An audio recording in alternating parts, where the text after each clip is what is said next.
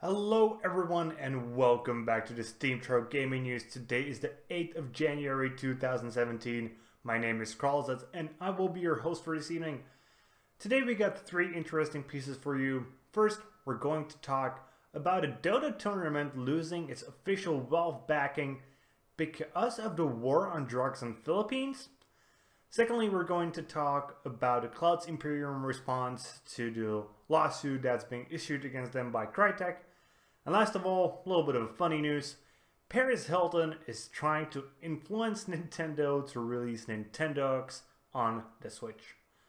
But let's begin with Dota 2 and their tournament that was supposed to take place in the Philippines, but maybe will not even take place, as several of the teams, some of them actually pretty big teams, have already backed out after Valve has officially taken away its backing for it.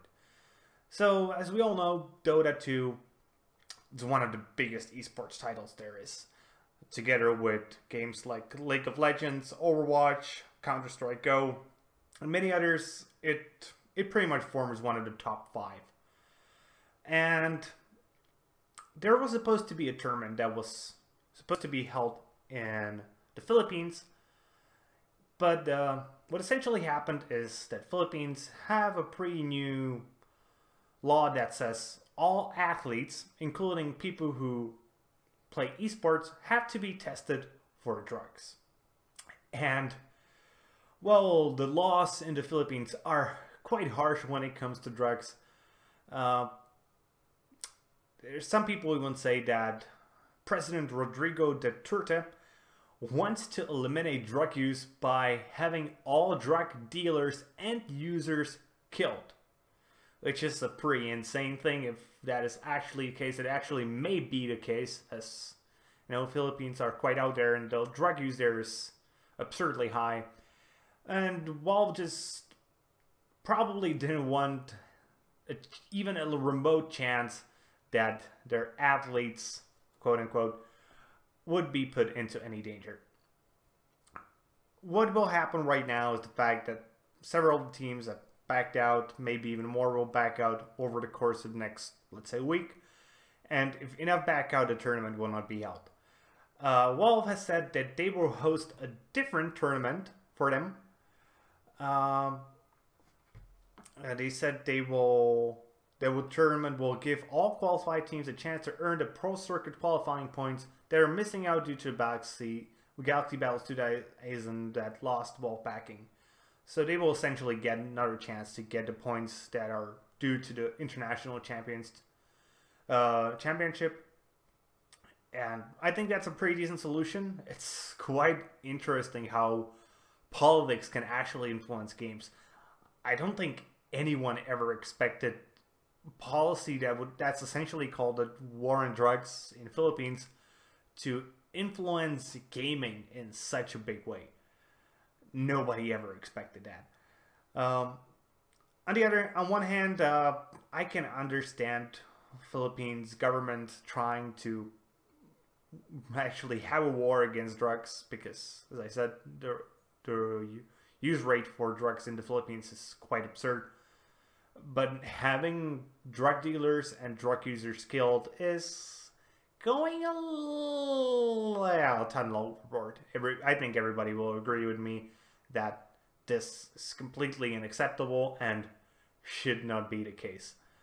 Hopefully in the future this law actually gets taken down a bit so people no longer get into any harm.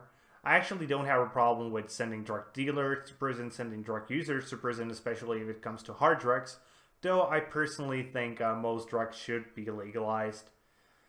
On the other hand, I very much understand why Valve did this, risking any sort of injuries or just potential damages to the players, including the current world champion Team Liquid, is just absurd. You shouldn't put any of the players into such risk, especially if you can actually avoid it. So hopefully this will never ever happen again. Hopefully the drug problems on the Philippines will get solved. And most of all, hopefully we will get to see some good esports in the future coming from Dota 2 again. Our second piece of news is about the developer of, well, pretty well-known Star Citizen game responding to the lawsuit that happened pretty recently, but about a month ago, by Crytek against them. There was a lot of information revealed. More specifically, the game license agreement has been revealed.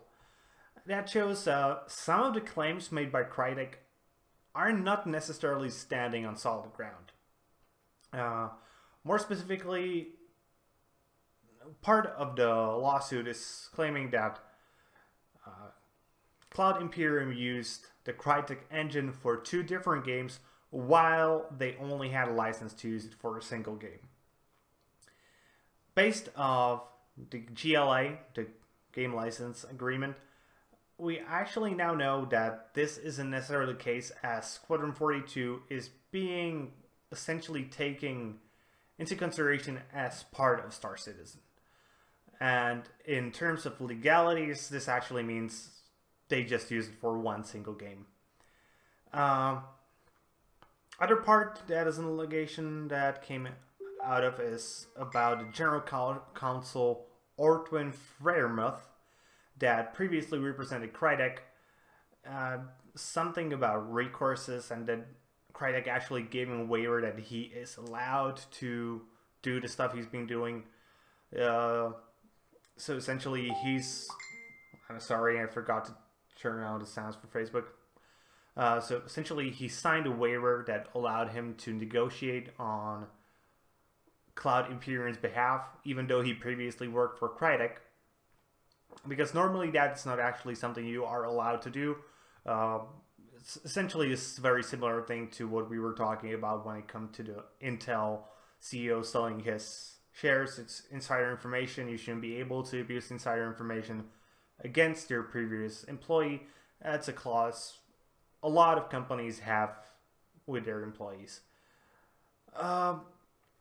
There's a few more allegations that we really don't know much about, as the license didn't really tell us much about him.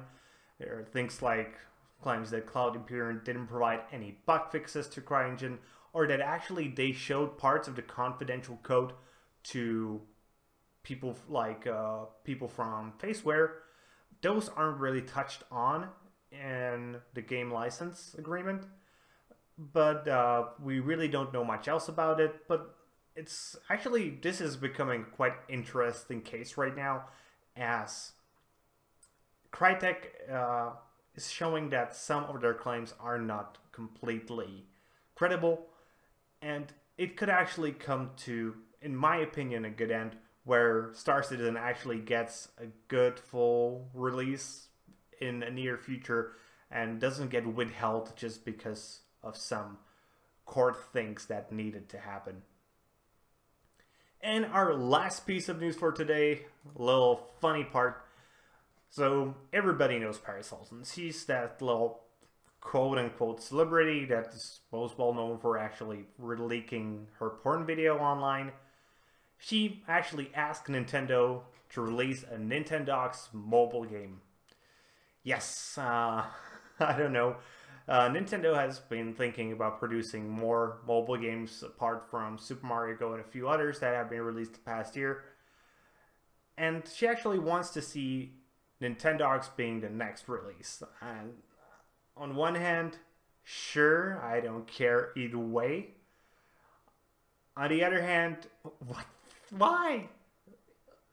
Did she just need more attention? Did she need money because she hoped she would get a few interviews that she would get paid for? Or is she just a big fan of Nintendogs? She is obviously a big fan of dogs, as her Chihuahua is one of the most well-known dogs in the world. But seriously, again, why? This is just so ridiculous and honestly just really funny. You know what? At this point, I actually wish Nintendo will go along with her request and release a Nintendogs mobile game. as it would be hilarious to get a Paris Hilton YouTube review of Nintendogs. I would totally watch that and laugh my ass watching it.